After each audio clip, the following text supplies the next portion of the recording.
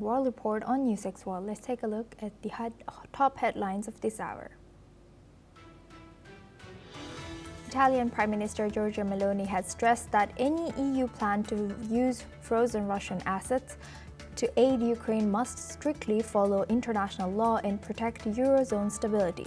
The European Commission's proposal would allow governments to utilize up to 185 billion euros from these assets in 2026 to 2027 amid falling US support for Kyiv.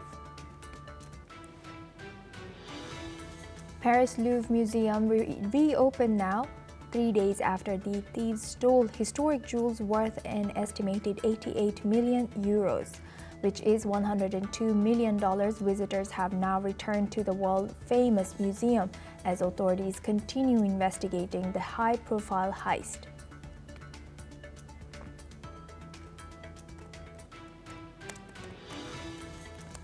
Taiwan's defense ministry has announced plans to deepen military cooperation with the United States through strategic dialogues, reciprocal visits, and joint exercise observations to safeguard regional stability.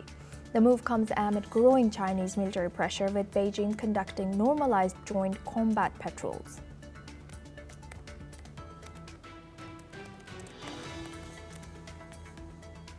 Poland has accused a Ukrainian national of spying for Russia after he allegedly shared photos and coordinates of Polish military infrastructure with a Russian speaker. Prosecutors have said that the suspect, detained with 30 grams of drugs, expressed pro-Russian views amid rising tensions in the region. Slovakia will likely support the EU's 19th sanctions package against Russia if its demands on energy, car makers, and electricity prices are met, Prime Minister Robert Fico has said. Fico plans to discuss the issues with German Chancellor Friedrich Merz ahead of the EU Leaders Summit on Thursday, as Brussels continues to address the war in Ukraine and European defense. The anticipated Putin-Trump summit in Budapest is on hold after Russia rejected a ceasefire proposal following the postponement of a Rubio-Lavrov meeting. Meanwhile, a report by the International Service for Human Rights revealed that China and Russia have repeatedly sought to defund UN human rights programs over the past 5 years.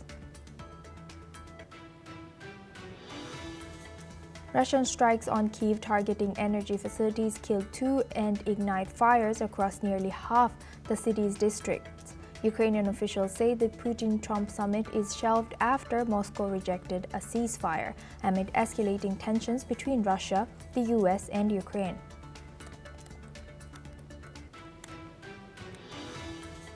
Paris's Louvre Museum has reopened now, 3 days after the thieves stole.